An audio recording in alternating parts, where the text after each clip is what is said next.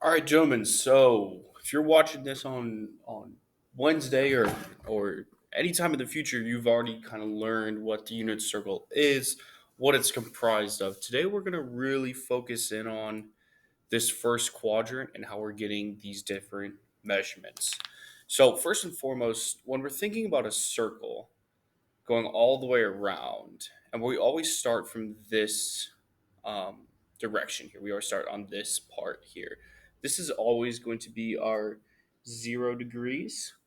And then if we also think about it going all the way around the circle, it's going to be 0 degrees and is also 360 degrees. Okay, 0 or 360. Now, as we move, a quarter of the circle around, that's a quarter 360 or 90 degrees. So what's going to end up here. We can then fill out this. This is, of course, going to be 180 because it's 2 quarters. At the bottom, we're going to have 3 quarters, so 270, and then back up to 360. So 0, 90, 180, 270, 360. Just going around the circle. We could also note that when we're using the unit circle, filling in now the coordinates, the unit circle, that kind of means 1. So if this is the origin and we go straight out to the right, our y is still 0 and our x is 1. Up here, our x is 0. We're on that y-axis, so our x is 0, 1. Going to be out here -1 and 0. Then as we go down, we're going to be at 0, -1. The last thing for these four that we're going to write down is that in radians. So converting 0 to radians is just 0, but 360 in radians we also know is 2 pi. The other one we should know really quick is that 180 is pi radians. This is what uses our conversion factor. So if 90 is 1/2 of 180, what's 1/2 of pi? Well, it's just pi over 2. The same thing here. If 270 is 3/4 of the way to 360, 3/4 of the way to 2 pi would be 3 pi over 2. You can think of each 90-degree portion as pi over 2, and we have 1 pi over 2, 2 pi over 2, and then 3 pi over 2. So now let's take a little bit closer look at this first quadrant. All of our unit circle is going to be divided up into these nice increments, and they're going to use our special right triangle. So it's going to be 30 degrees, 45 degrees, and 60 degrees.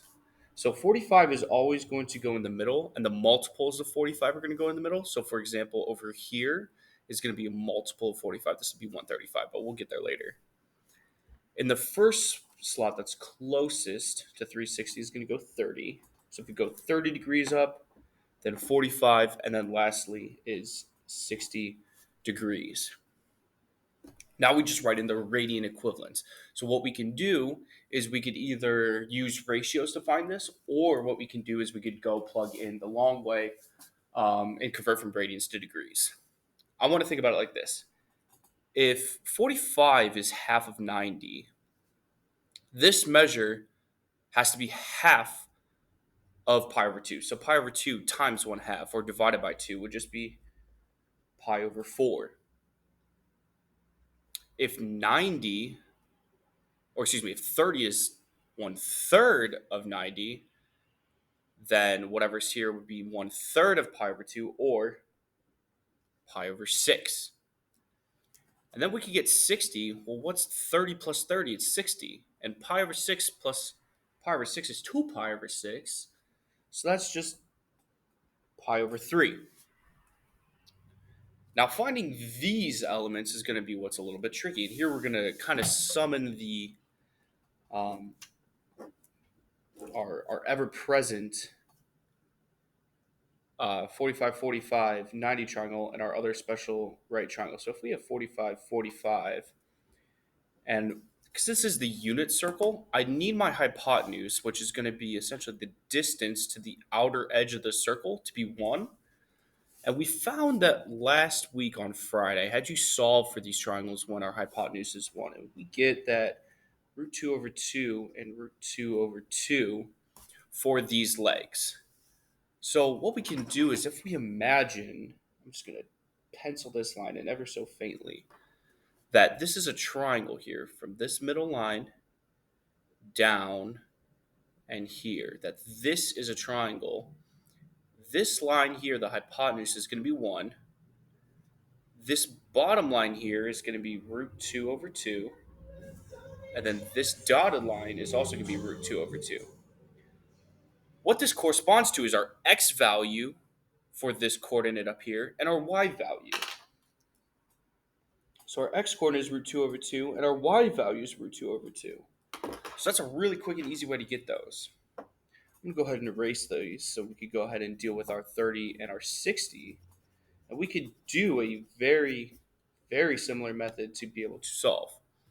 So let's go back up. Let's draw our 30, 60, 90 triangle. So our larger angle we're going to label 60. Our smaller one is going to be 30. Remember what we wanted. We want this to be 1.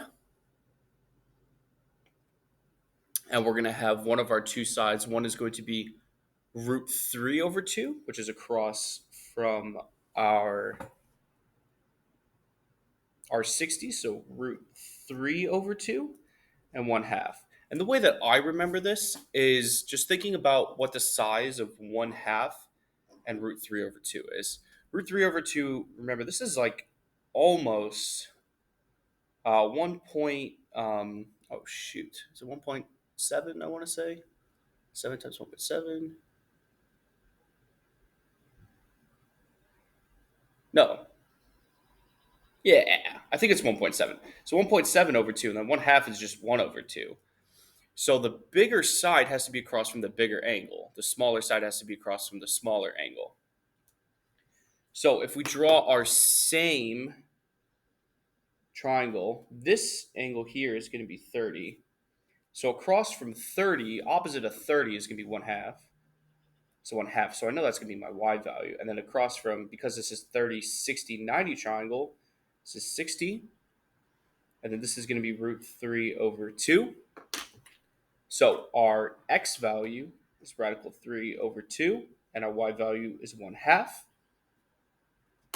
We can do the same thing, or we can note that because now this, in dealing with this 60 triangle, this one, if we drop this vertical down, this is now 30, this is now 60. Our triangle is essentially just flipped up on its side.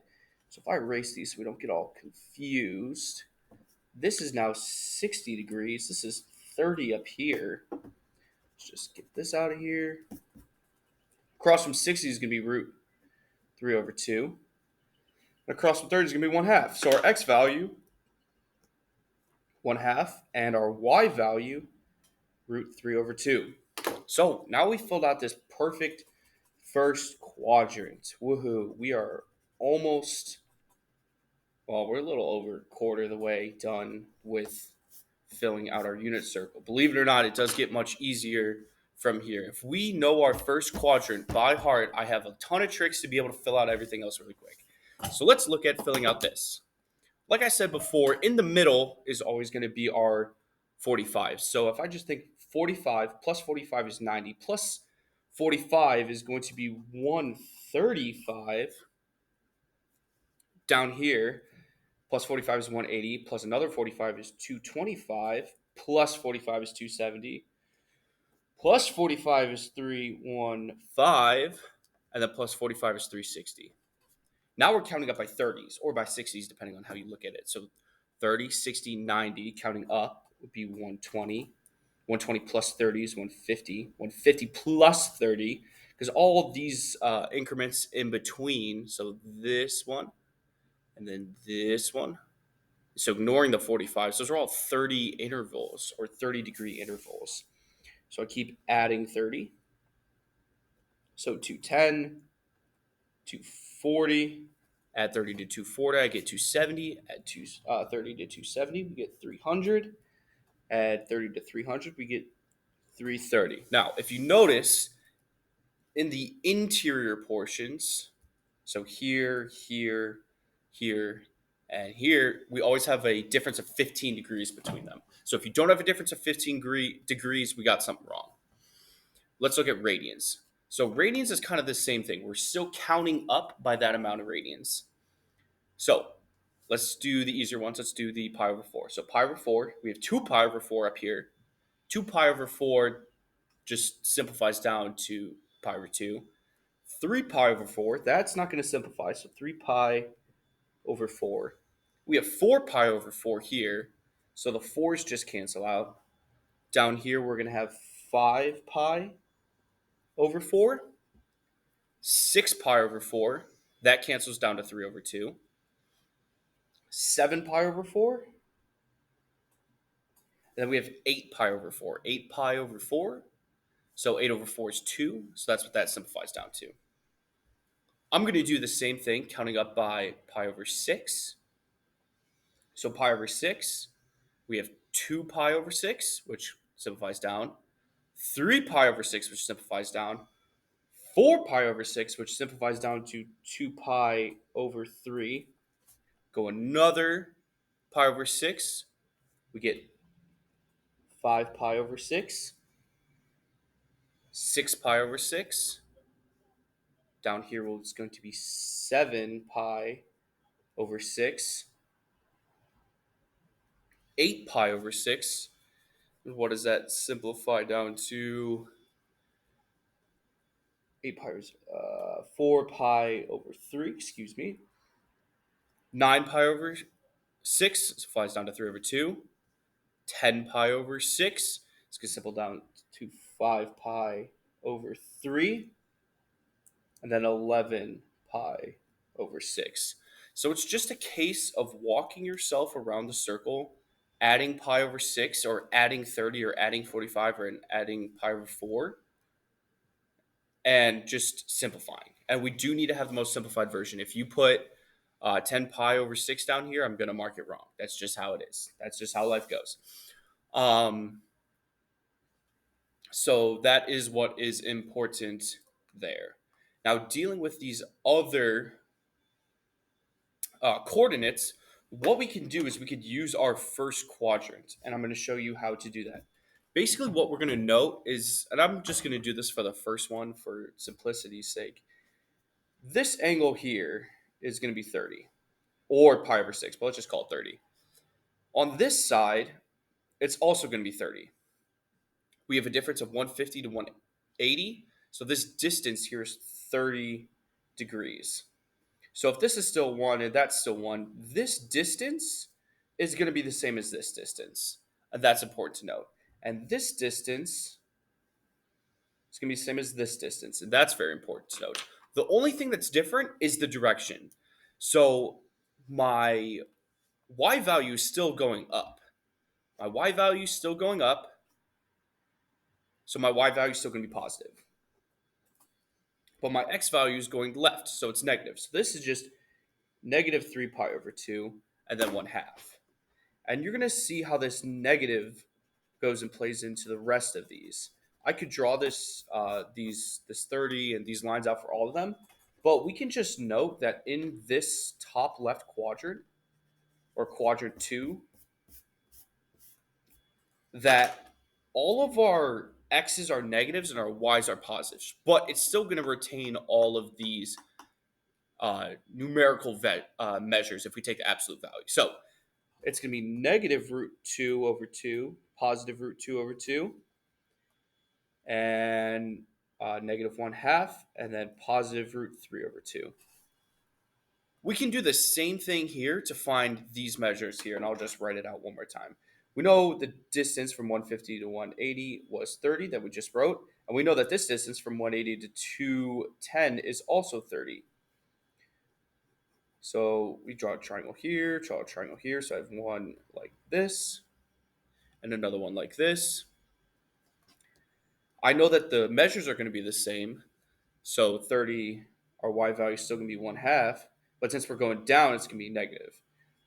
And then this is negative root 3 over 2 since we're going to the left. So the only thing that's going to change is both our x's and our y's are negative. So we could just draw a straight line down. You get root 3 over 2, negative, and negative 1 half, negative root 2 over 2, negative root 2 over 2, negative 1 half, negative root 3 over 2. So when you're going straight up and down or straight across, you're going to have the same numbers. So look here. I have root 3 over 2, 1 half. I go straight over. I have root 3 over 2, 1 half. Go straight down, root 3 over 2, 1 half. Guess what we're going to have all the way over here? Our numbers are going to be the same. It's going to be root 3 over 2, 1 half, but now it's negative. The only thing that's negative here, we're on the right side of our origin, so we're going to be positive in the x direction, but negative in the y. So negative. These numbers are going to be the same. Root 2 over 2, root 2 over 2, but our x value is going to be positive. Same thing here.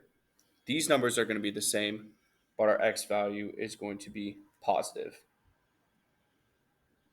And our y value is negative. So this is the unit circle and my construction of it.